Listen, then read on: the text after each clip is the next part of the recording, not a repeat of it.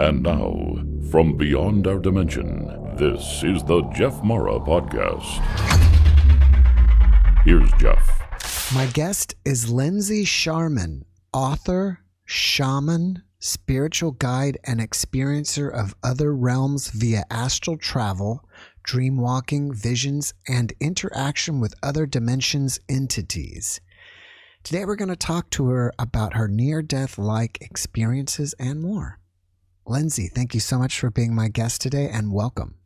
Well, thank you so much for having me. It's an honor to be here. Well, thank you. Well, if you don't mind, Lindsey, my audience loves to hear about near-death experiences, so can we just start with yours? Absolutely. I'll talk about the first one first. And you had said near-death-like, which is good because when I describe these to other people, they're the ones telling me that this is near-death-like. Mm-hmm. When I experienced them myself, I didn't necessarily feel like I had died. Although both of the experiences I can share with you, I definitely felt like I was in a completely different experience and place than I had ever been. And that it was very much, so in that I can see, how it's very similar to near-death. And so I'll tell you about the first one. And, I was laying down in my bed where so many things begin. And, at this point, a lot of people will say, well, then wasn't this a dream? There was nothing like any dream I ever, and I have dreams like crazy all night, every night, my entire life. I remember all of them. Well, I remember a lot of them. They're vivid, they're detailed, they're long drawn out stories. And I've always been like this since I was a little kid. So I'm very familiar with the dream world. And this was nothing like that in any way, because I just popped into this other experience and dimension, I guess you could call it. I was very aware that I was fully present and lucid. It felt, and I've heard this so many times since then, realer than real. Mm-hmm. Right? Like that's common. More intense, more vivid, more lucid than any waking moment I've ever had. Everything felt understandable to me. I inherently knew that I had no body here, but was completely present. And I also understood that there was still sort of space and time. But the strangest thing about this was that everything was pitch black and there was nothing at all. Mm-hmm. There was no light. There was no other presence. And I am not sure why it was just so dark.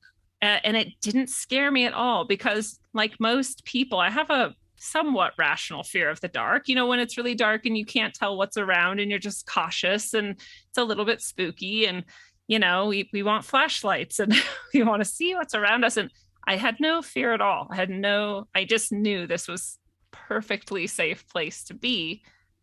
But I got this feeling like there has to be something, right? There's not ever nothing. There has to be something. And I just started looking. Which is hard to describe because I had no eyes, but I started peering, like my focus began to just search. Is there anything here that's not just blackness? And eventually I noticed the tiniest prick of light. And I sensed, and I just knew that it was impossibly far away. Like, even if I spent my whole life on a supersonic jet rushing towards it, I would never reach that point of light. But I also am bound and determined. And when you tell me I can't do something or I feel a limit has been placed on me, I'm like, I'm going to smash that. So I felt it as a challenge. And I also had this raging curiosity. And there was something in me too that was almost like trickstery. Like, I kind of knew I maybe wasn't supposed to go to where that light was, but I was going to go anyway and find out what it was. So I started rushing towards it. And I did this just, again, instinctively and naturally. I just understood that by willing it to be so, I would be moving towards it very quickly. And I was putting like all of my might into this and all of my will and focus into rushing towards this light. And I sensed that it was getting closer, but again, so impossibly far, I was never going to make it. And then I simultaneously understood some other intelligence had become aware that I was in this space and that I wasn't supposed to be in this space. And I knew that, and it knew that I knew that. And so this like pushed me into higher gear. Now it was like a game. You know, when a toddler, you can like chase a toddler, and when they look back and see you, they're like even faster. They're going to run away and screaming. And it was like that game. It had that same energy to it. And so I went even faster somehow. And I was like, everything I had now was just in this motion, like just go towards the light, just get there as fast as you can, because you're going to be plucked out of this soon and thrown back in your body. And I just knew all of this. Rushing towards it, it's getting bigger and bigger. Actually, I'm finally gaining, and it's like coming towards me now. And I'm like, oh my God, I'm almost there. I'm almost there. I'm almost there. I'm almost there. I'm coming. I finally got to it, actually, which I did not really actually expect for it to happen. I got to it and I almost slammed up against it, and it was just a square window. And it was clear. It was see-through. It had the panes in it and everything. And I pushed my face up to it, and I saw the most beautiful land that I can't even ever really describe to you how beautiful it is. It was pure light. There was rivers and hills and sun and sky and trees and birds and rabbits and everything that you would love. I just wanted to be there so bad. I wanted to lay on that hill by that river and just soak it up. I just could feel the love, the rejuvenation, the healing, the immensity of this perfect place. And all I wanted was to get through that window. But I just knew that I could not choose to go through that. I could choose to get to whatever this place was somehow. I could choose to rush towards this point of light somehow, even though I knew I wasn't really supposed to. But I could not get past this window. Even if I tried to break it, it would never break. There was no way through there. And part of me just felt, no way. Like, I just want to be there. Why would I go back? What is this place that I'm from, where I'm supposed to be? Like, why any of us go back there? Why can't we just stay in this place forever? And then whatever that other intelligence or force was that knew I was in the wrong place just arrived, and I didn't see it. I don't know who or what it was. It was loving. It wasn't dangerous or bad, but it definitely put me back where I was from. And I woke up in my body again. And, I was pretty young.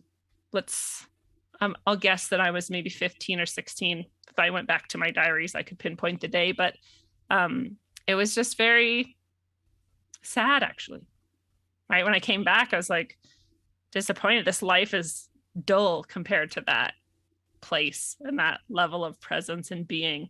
And while I love being here, I love people, I love things, I love experiences, I was in a point in my life where I was not doing so hot. Like, I was very troubled, in fact, and I had a lot of trauma. And so it made it even harder, right? There was like a depression that came with returning. And yeah, I drew pictures of it for a long time. I would just dwell on it, like this beautiful place. I knew it existed in reality, and I knew I would get there again someday. And I understood at some level that probably when I was dead, that's where I would go, but I didn't share it with that many people because I had no frame of reference for this. There was no community that I knew who would speak about this. This would have been about 96. So I don't even think the internet was really a part of my life yet. Like, there was no one really to share it with. And this is why other people had eventually told me, like, it's kind of like a near-death experience, right? You're in this place. It's realer than real. There's other intelligences there. There's the light, actually. It's almost like the light at the end of the tunnel. And then there's that feeling, right, that this is the best place in the universe. You want to be there, and why would you come back here? And then that depression, and that focus on it and how it just changes you. And all of these are very similar, but as far as I know, I didn't die. If I did, I never became aware of it. Did this experience occur while you were sleeping? And if so, did you go from sleep into the experience, or do you have sleep apnea or something? No, I don't have sleep apnea that I know of. I did not have any conscious experience of sleeping or falling asleep. I was laying in my bed. And I had a lot of experiences at this time that were out of body or, astral travel, and then this and other things a lot was happening to me. And it would often happen at that moment where I was laying in bed, still awake, not yet asleep. And there's that sort of liminal space. And I actually used to no one taught me this. I don't even know why I did it, but I would place my hands over my heart and I would make a sort of diamond shape over it, and I would start to breathe really deeply. So I think something in my subconscious, or maybe my genetic code, or maybe ancestral memory, maybe past life memory, was like guiding me, like, here's how you access other realms or dimensions. And because these are some of the tools that people use, I later learned in getting themselves into these states. So I have no memory of being asleep. So I have a memory of breathing and laying down and then suddenly popping out and being there. All right. When you were there and you were looking through the window, did you happen to see beings there or just animals? No beings. And even the animals, I didn't feel like they had a conscious presence. I've had other experiences with animal-like beings in other sorts of realms, and they do have a consciousness and an intention and a presence. These were more like parts of the props almost of that place. And I almost wonder if it was my own interpretation of, oh, if there's a river and a hillside and a tree, there's going to be some butterflies and a bunny over there, that I almost was sort of calling those into the scene or something. So yeah, if that helps to answer. There was no real conscious presence of any other beings except that one that knew I shouldn't be there and was coming after me. Do you feel like you are spiritually transformed from the experience? And if so, how?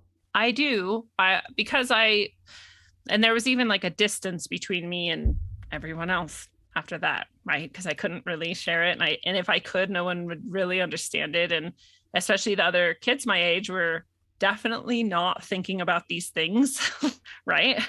And especially the sorts of friends that I was friends with at the time were much more into finding cigarettes and alcohol than talking about, these experiences you have. And I think they would have just told me it was a dream. And so there was a lot more space put between me and other people by it, including, my own family. And I just sort of, even that space, it enhances your sort of reflective side, and the part of you that reaches to something beyond humanity for your kind of comfort, solace, and guidance. And so I definitely was changed in those ways. I started really looking inside more often and reaching out to, God and allies. And I didn't have a whole lot of understanding or words for that. I just kind of started doing it more and more. And I received answers. I received responses. So I think if you don't make that sort of request or reaching out to that side, if you want to call it that, maybe they don't always show up, right? And I'll say I think they always show up, but I think you can not be aware of it, and that they'll show up with much more presence and intention in your life if you are calling out for it and inviting it. Are you saying calling out physically, speaking out loud, or just mentally? If you do it out loud, it's more effective. Their sound carries energy, right? And it just carries intent, and it proves your will, right? And we're scared to speak out loud, actually. Even when we're alone, sometimes we don't want to say some things out loud. It just feels like, who are we to say this? Or, no one's here to listen anyway. Who am I talking to? We have all this doubt and all of this part. We just repress ourselves and hold it in. And when you say it out loud, it's way more powerful. But I truly also have had the experience where you call out deeply enough from your heart and soul and you really mean it. That's also going to work. So you're not going to be abandoned. So do you say something like, God, can you please make a presence in my life and help me? Or what do you recommend? Yeah, that would be perfect. I also, I just think it's really important to make sure your intention is that you're in alignment with whatever you call God or source or the loving energy of the universe or anything like that, because there are other energies and you don't want them to be the ones that respond. And so to be clear in that for yourself is really important. But you can call out to God, you can call out to your angels, you can call out, I just call them allies and guides. You're surrounded by them. There's all kinds. You can call out to your ancestors who are also in alignment with the love or the light or the good, true, and beautiful is what I usually say. And all of those will work. All of those will be responded to. The main thing we experience is that we don't receive the response because we don't think that that's how they'll respond, or we don't feel like they really will. And so we just miss it. It's sometimes less obvious than we think. For example, if you went outside, and you were sitting there and you said, my allies, my angels will somebody just reach back to me and just give me a sign that you're here, or that you're, that you love me, or whatever. Mhm. And maybe like a little bird comes right then and lands in front of you.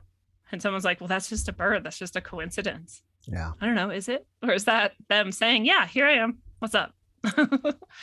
So I just think sometimes we ignore when they respond. And that's a little sad too. Since we're speaking about God, how do you define God? I think the less we define God, the better. I really, God to me is like so many different traditions and practices describe God differently. And I tend to say he and him for everything, like for angels, for guides, for allies. They don't have a gender, and I just say he. It's just my default. So everyone can just ignore that about me. But I'd say God, it can be, especially if you're raised like me with a little bit of the Christian background, and I will personify him as a bearded white man. That's not what he looks like, but that's what I will perceive him as, or just project onto him, right? But I also, Star Wars nailed it when they talked about the Force. This is an ever-present, living, loving, responsive energy. It's in every atom, every molecule, everywhere. There is nowhere where it is not. That's God, right? And that's true. That's what we have here in this reality too. You don't have to call it the Force, but you could call it the ether, or maybe you call it, something else that feels a little bit more scientific for you. Maybe you call it vibration, waveform, but whatever it is, that's in everything, right? Everything. There is every atomic molecule, up to the tiniest bit, all the way up to the giantest aspect of the universe. They're all carrying that same energy. They're all carrying some animating, intelligent, conscious presence. And it is literally everywhere and everything. And so that is God to me. But sometimes I like to personify him as a bearded white dude too. Mm-hmm. It's just part of my brain. All right. Well, if you don't mind, let's go on to your next one, because I thought you had a second NDE-like experience. Yeah. This one was also, it has directly to do with my bearded white God. So this one was from sleeping. I'd fallen asleep fully, and I woke up to being it was almost like I was in that land of light and bliss and love that I couldn't get to through the window. It was almost like that. I don't think I was actually there, but maybe I was. But wherever I was, it was pure light, and it was pure comfort, and it was pure vulnerability and joy. And it defies description again. And I was like a little child again, but with the intellect I have now. So I was just that purely joyous, innocent, super exuberant, very present self. And it was like I was in the arms of a giant God. Like I was my full adult body, but I was being like cradled. And I loved it. And I was just sitting there looking up at this presence. And again, it was like the white bearded God to me, but it was very nebulous. It was not distinct. There was no like hard outlines and like, this is definitely a being and it looks like this. It was much more like everything was God. And I was just, again, projecting that sort of outline onto it so that I could understand it and interact with it. Very beautiful and very, very paternal feeling and loving feeling. And I was asking him endless questions. And I wish I could remember all of them. But when I kind of came to in this space and had more presence and more lucidity, I had been there for a time and I knew that. And I had just sort of started to have this level of consciousness we have here, come into the experience. And I was asking him, are you behind everything that's created? Like literally everything? And he was like, yeah, I am. And I was like, oh my gosh.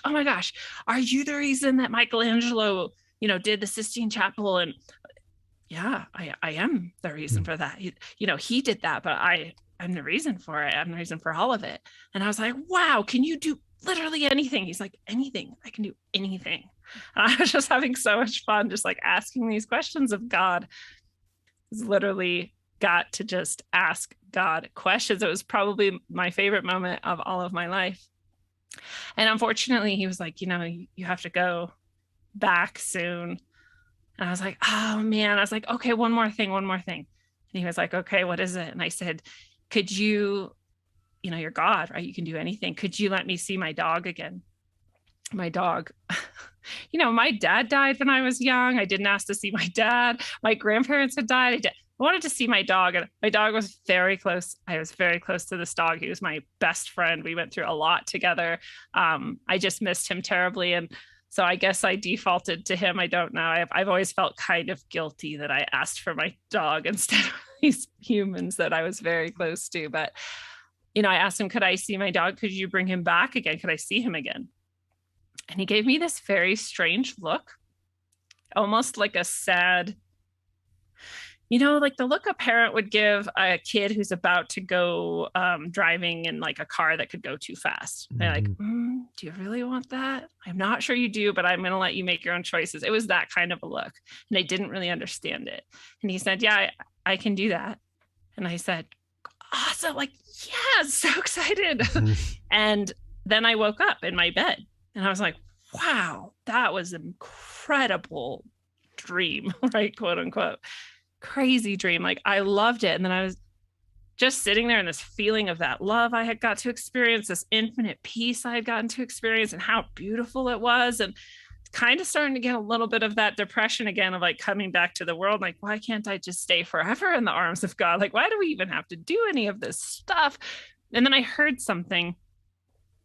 There was a noise in my living room, and the person I lived with at the time wasn't even supposed to be home, and I knew that. And so there shouldn't have been any noises in my living room. So I was kind of confused. And then I remembered God told me that he was going to give me my dog back again. So I got really excited. I jumped out of bed and I ran out into the living room. My dog was there. And I started bawling, crying so heavily. I grabbed him and he was licking me, and we were just hugging, and I was like overwhelmed. This was incredible. And he was kind of, though, like too old, like older even than when he had died. And he was like shaky and just not healthy or well. Like there was something wrong. Like this wasn't supposed to be how he was. And he was maybe even a little confused, and I was a little confused. And I think this is where that look came from. Like, yeah, I can, but there's a reason why you don't have that still with you, right? There's some things that maybe shouldn't necessarily be. And I kind of started to remember that look as I was realizing that like he was just kind of too shaky and kind of too old, and something was just not quite right. And then as I was just crying and crying and crying, and then I woke up in my bed and I was so confused because it was so real.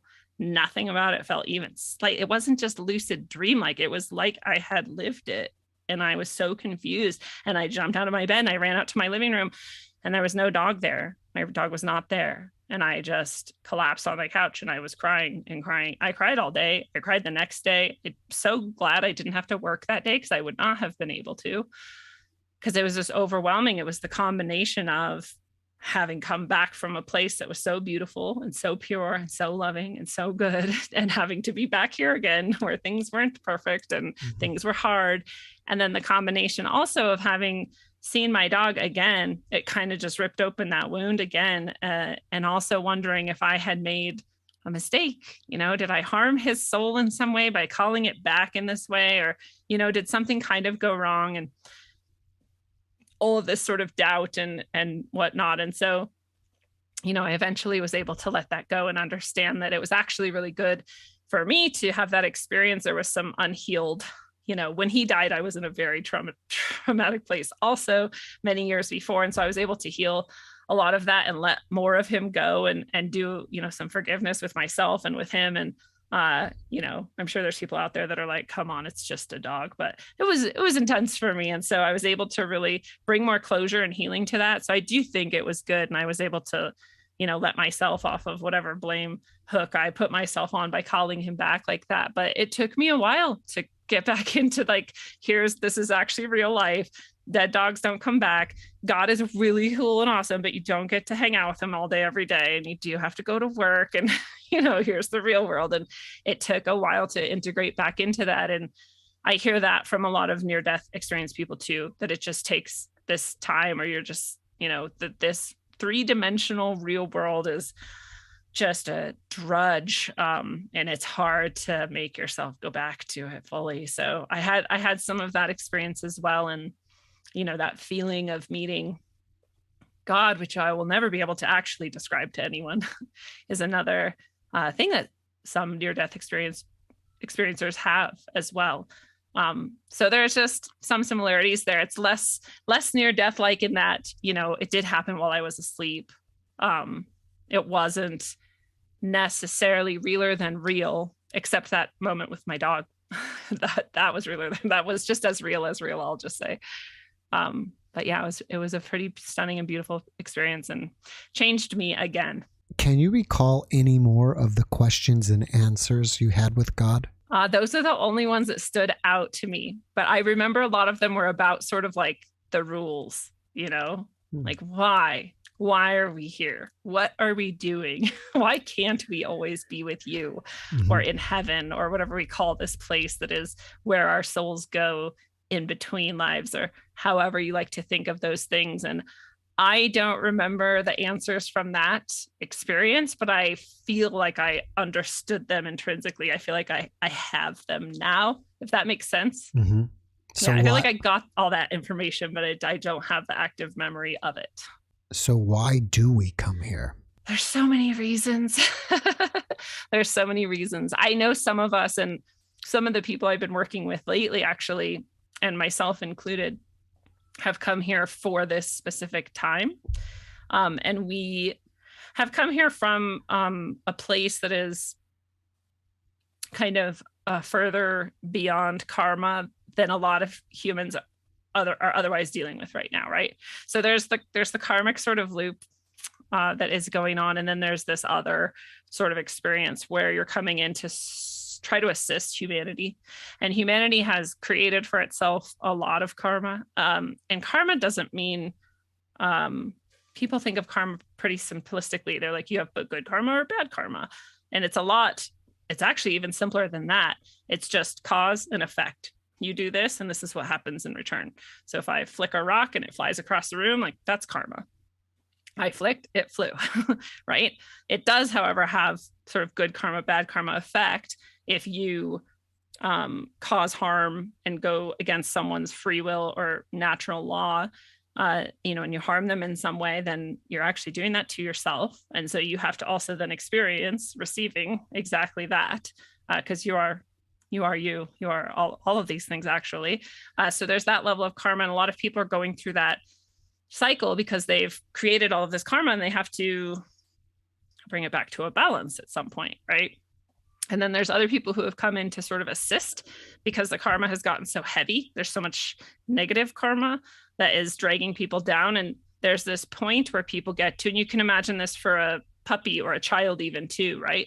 There's a point where they will no longer participate or continue to go on if they feel like it's hopeless, right? Why would you? You're like, oh, I mean, if I can't even get the pizza party, why am I going to act good? I'm not going to be good. I'm going to be bad.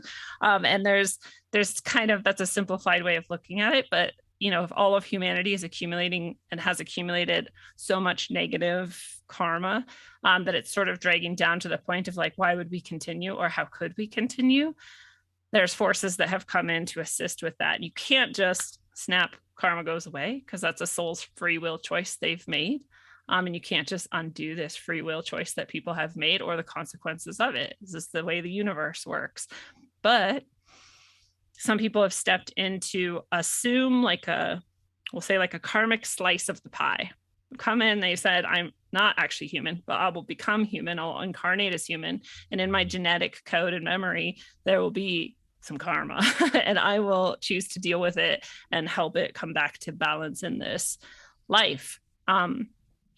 So what are they? I mean, some people call them light workers or people from the angelic realms, or, there's all kinds of things. And I get a lot less attached to words and definitions than some people do, but I think all of those things fit. And I hope I've answered the question, because I forgot what it was at this point. No, you're fine.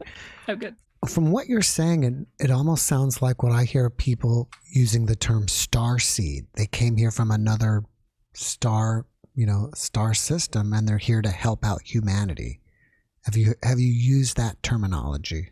I've never used that, but in my work with people, I do a lot of shamanic type and spiritual work, and every once in a while, it's comes through in our ceremonial space that I create with them that their ancestors or their soul is from a specific star cluster, and I just feel lucky enough to know to understand which ones when it's coming through, because I don't know a lot of star clusters. But for example, I had someone not that long ago that was associated with the star Sirius. I know some people have their ideas about who and what are from different star places, and I don't pretend to know. And so I think some people have negative associations with Sirius, but this person at least had a very positive role to play in this world and came for a very positive reason.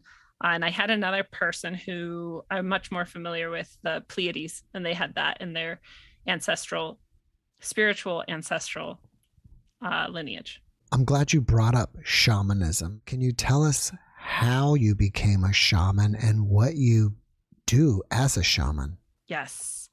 Well, other people tell me I'm a shaman, so I call myself a shaman only when people ask me if I am one. I say, sure, you can call me that. Because I have actually Native heritage. My father was born into a tribe, and you can look at him and see that he's very Native American, but he was adopted by a Caucasian family who paid the people to write all his papers and say that he was Caucasian, even though you can look at him and see that he's Native.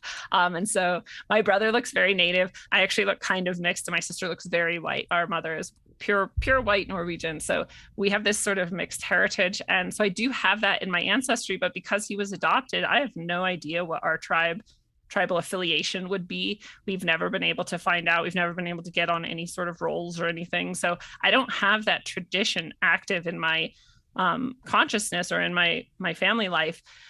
But I have just randomly throughout my life been, starting when I was 13 or so, been invited by shamans to participate in various ceremonies, always randomly, always without me seeking them, often because they literally plucked me out of a crowd.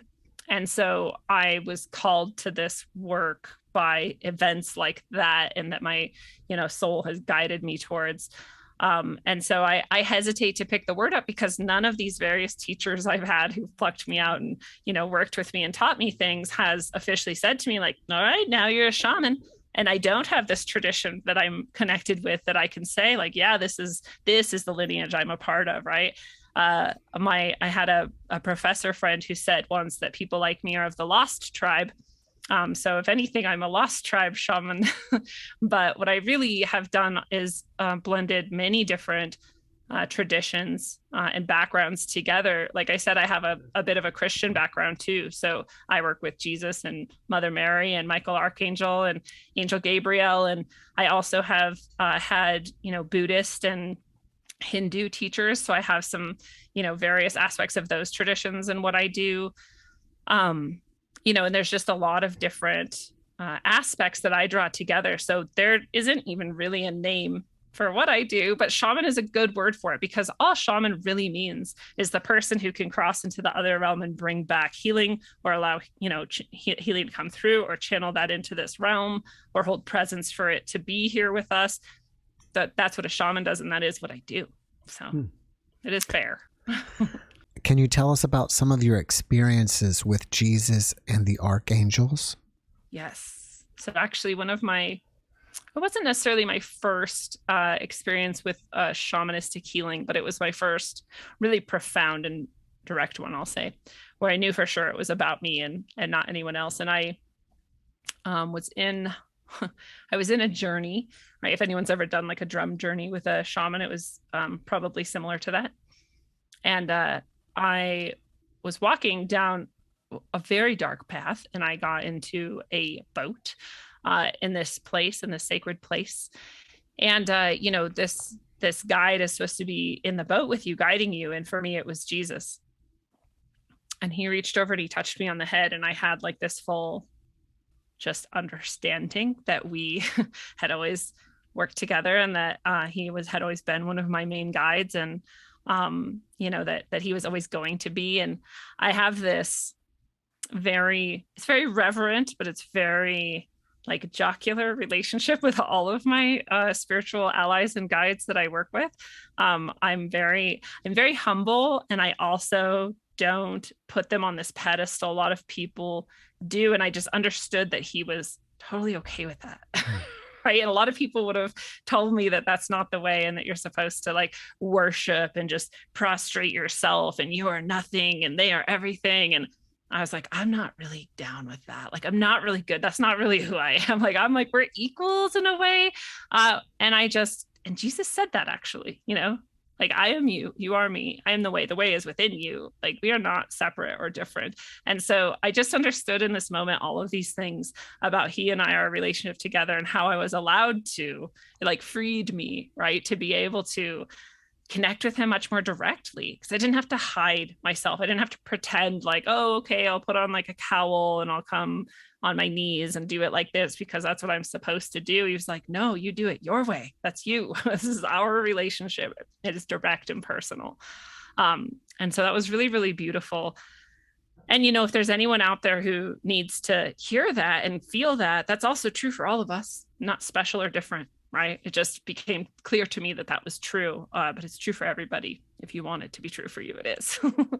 But before that, even, I had also been in a very spiritually dark place, where I didn't know really what was going on, but I was under demonic attack. And, in the moment where I really needed relief from that and had no idea what was happening, I thought I was just going insane, really. I called out on Jesus and invited him into my heart, because a Christian invited me to do so. And I was like, I don't even care. Like, let's do anything to just stop this. This is crazy.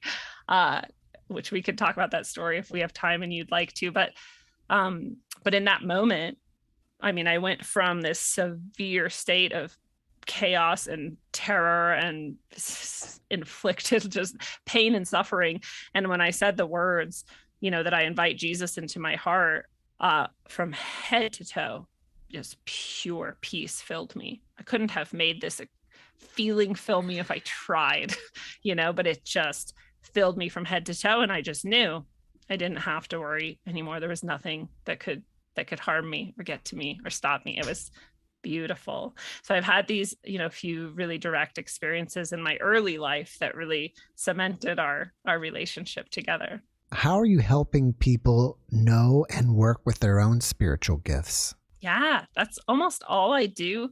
My real goal is that anyone who works with me won't ever need to again.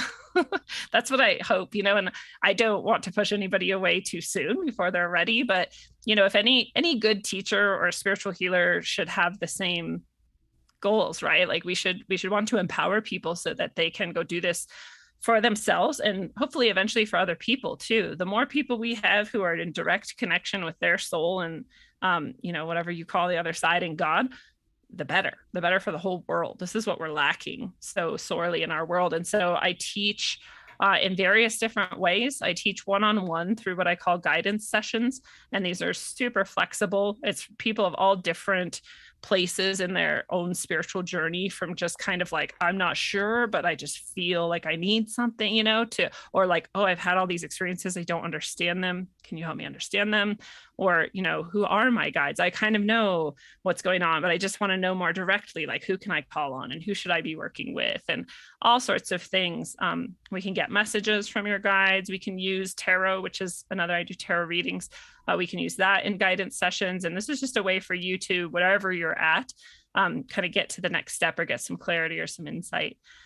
I also do healing ceremonies, which are more intense. They're kind of meant for people who are maybe suffering their own sort of attack, whether demonic or otherwise, or maybe they're just kind of lost, or maybe they just feel like something's blocking them and it's in the way, and we just need to figure out what this is and release it.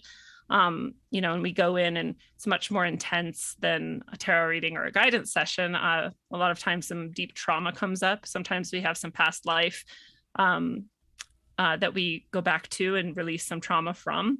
And sometimes we have soul retrieval happen. And always we find out very specific guides and allies that are there to help and heal. And then they're with you always, and you get to work with them and call on them after that, however you like. And so those are really transformative for people. A lot of people find huge shifts in their relationships or their career or just their own personal well-being and all sorts of levels. And so those are an excellent choice too. It's sort of a blend of healing and teaching in them. And finally, I'll just mention, I also do what I call Brighter You. Brighter You is a 6-week course for people who feel kind of more directly called to do spiritual service and spiritual work with others, but don't really know where to start. And so we go through a process that really unlocks some of your more deeper gifts. Everybody has spiritual gifts. Everybody has spiritual access to their gifts. There's no one who doesn't. And so we go through, finding out what they are, finding out who your guides and allies are, and finding out how you can access that more directly, trust that and follow that, and then eventually offer that to other people, or at the very least yourself. How are you able to determine if someone's got an entity attached to them, and how do you remove them? That's a great question. So when I do a ceremony, and this is why I always say to people, I can't guarantee what's going to happen in a ceremony because I have no idea. I go into the ceremony and I am just an observer, and that's it. I should say I also call on different of my own guides and allies to help and support, and I call on the person's guides and allies to help and support. So there's a bit of that too. And the reason that's effective is because the person has given me that spiritual permission. I wouldn't be able to do this on someone who didn't, right? Maybe I would if I was like a warlock, but I'm just not an evil person, so I wouldn't. And it's really not powerful when you do. So if you work with me and you choose that and you give that permission, then I can do those things, but I don't know what's going to happen when we're in there. A lot of people come and they think they have spiritual entity attachments or demons or whatever. And I go in and they don't. They actually have their own, psychological and spiritual blockages they've created that feel to them like an alien or like a demon or like this other entity. And it's like, sorry, that's actually you. That's much more frequent actually than the attachment side. We all have these energies around us that are trying to probably mess with us a bit and poke and try and find ways in and whatnot, but we have far more light allies and guides around us than we ever could have dark. So it's not as common as people would think. But when I do go into that space, if there is some kind of dark entity or attachment, it will just be apparent. It's actually the first thing that I ask to be shown or to show itself. And so it just comes out. And some people have multiple. Most people have none. Some people just have one. Sometimes it's a big one though. Sometimes it's a really powerful one. And so again, when we see it, I ask for my own guides and allies and their guides and allies to show or to help us understand how to get rid of it, what the best way is. And most of the time they do it themselves. Today, actually, during a ceremony, and again, this is really, really rare, but during a ceremony today, we actually had Jesus, Michael the Archangel, and Mother Mary all come in to remove a demonic entity that was very high level. I wouldn't be able to do it myself. That's not how it works. And I think most healers will admit that too, that I don't really do anything but make the space and go into the space and observe and witness and again, request help. It's like you needed the dream team to help you out today. Yeah. Yeah, it was really intense. It was quite beautiful though. And I always tell people, some people say like, oh, I'm so sorry. I had this demon. I'm so sorry you had to deal with that. I'm like, I'm sorry you've been dealing with that. I didn't suffer from this at all. It doesn't attach to me. I didn't even do anything. I just watched it. And it's much more, I'll say, enjoyable, pleasurable, fulfilling to be able to watch these amazingly high level, beautiful beings of light come in and deal with that than anything else. I'm honored. Like, thank you for letting me be a part of this. Really, it's truly humbling and amazing experience. So people don't have to worry. I've had people say to me like, is this one going to be too dark for you? I'm like, I don't think that's possible. I think this is why I've been prepared in so many ways for this is, I shouldn't say that. I don't want to invite the thing that might be, but no, it'll be fine. Can you share with us how the demon was affecting her and how she changed afterwards? I'll share two different ways that I've seen, kind of overall, the overview of how they were affecting people. And this one specifically, it was over her. Souls generally are in this space, like a central column of their own sort of dome or egg. That's just how I perceive it. And in her soul space, she was crouched down, crying, and full of guilt, full of regret, and full of agony.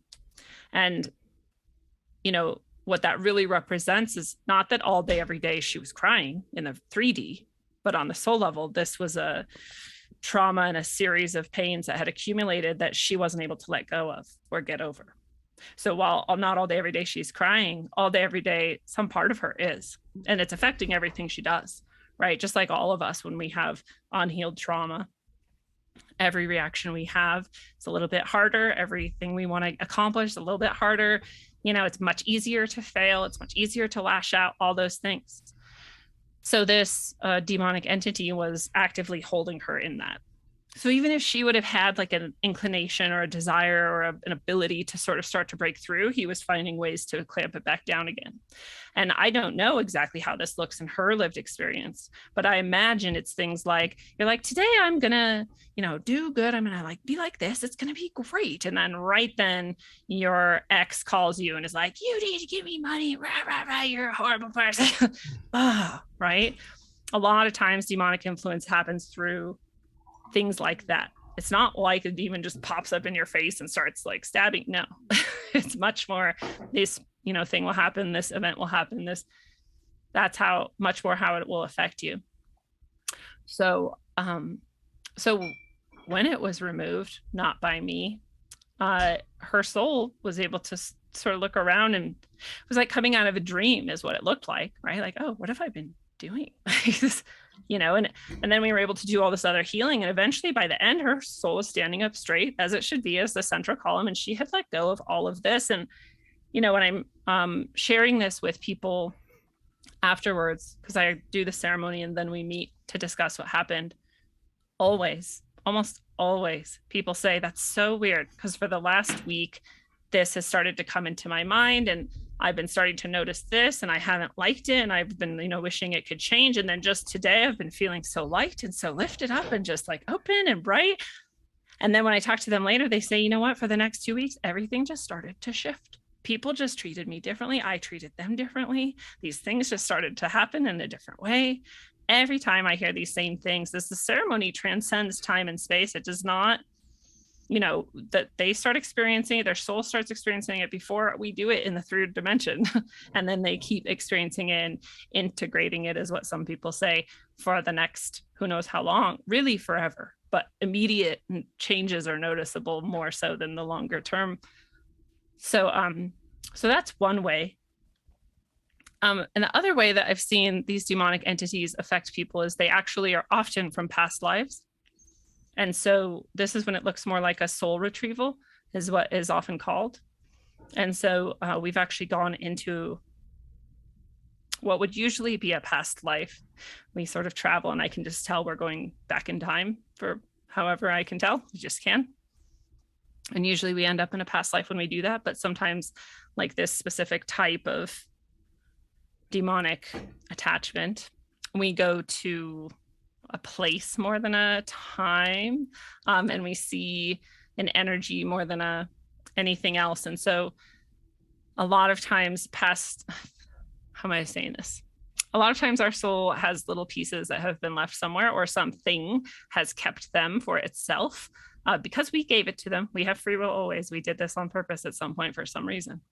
And it's holding on to that. And so we need to retrieve it and bring it back, right? This is actually a huge part of why people feel like they can't heal, or they can't accomplish this, or it just doesn't ever work. It's because this part of you is actually missing from your psyche and your soul, and it needs to come back. And so when we go back, sometimes it is this demonic space that their soul has been trapped within.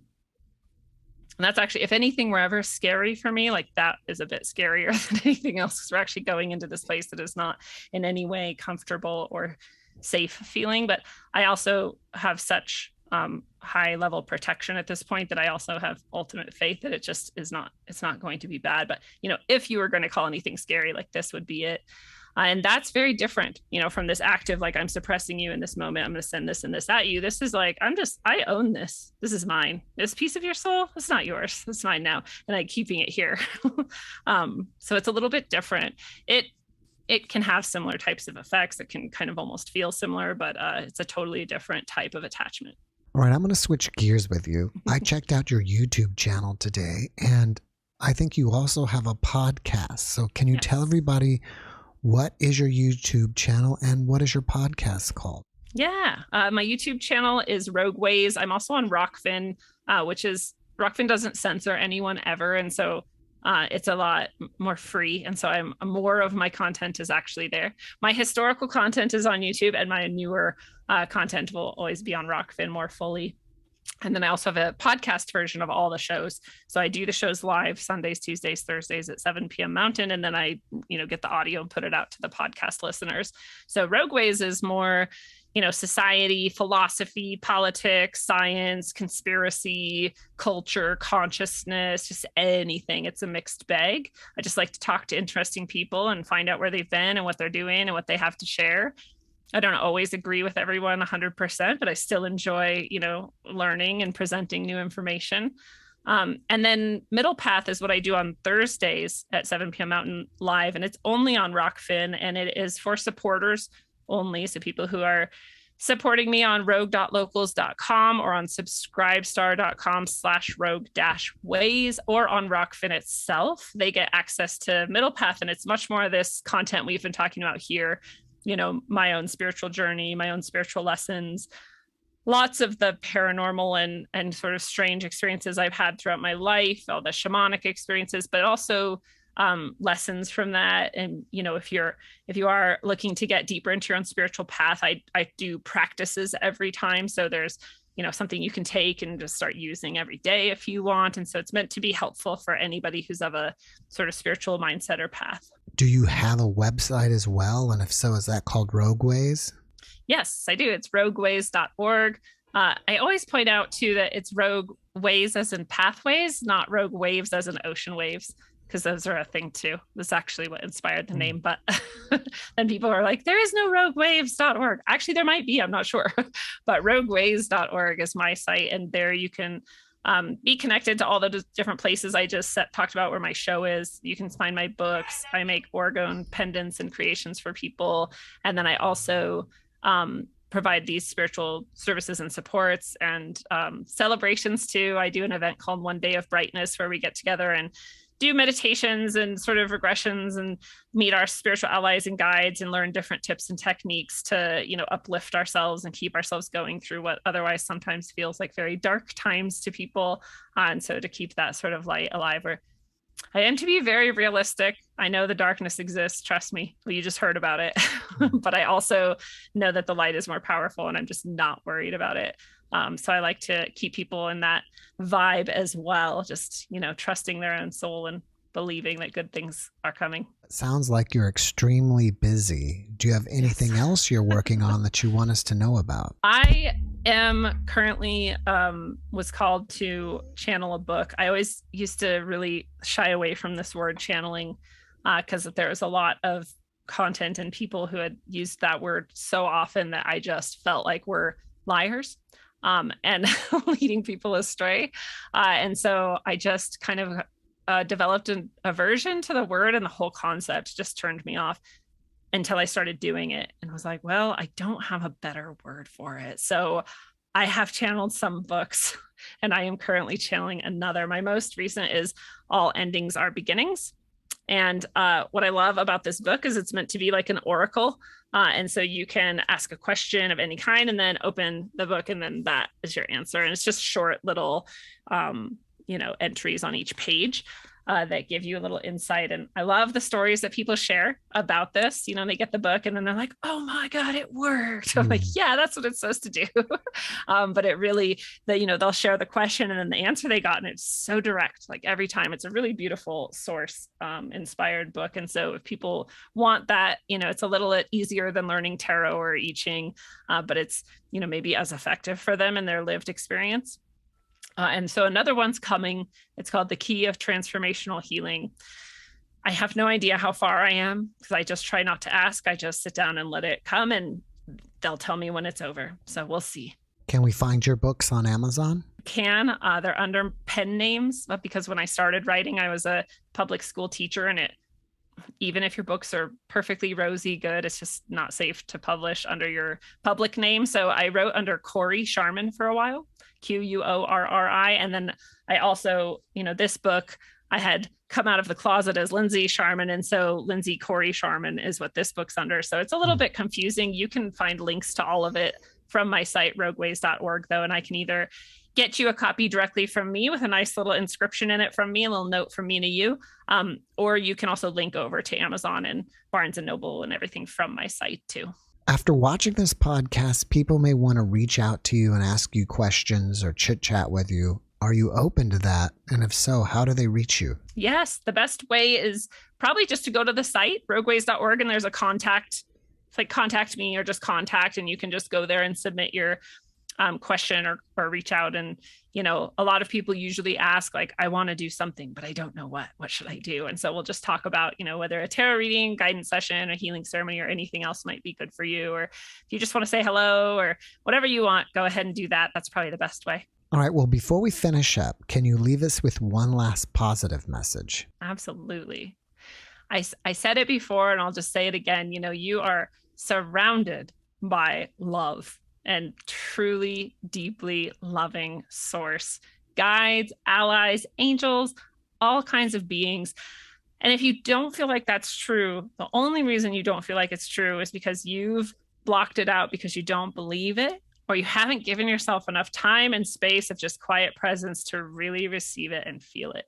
And you can do that anytime you want. There is nobody who is, special and other people are not special. Everybody has this connection. Everybody has this around them, and anybody can access it.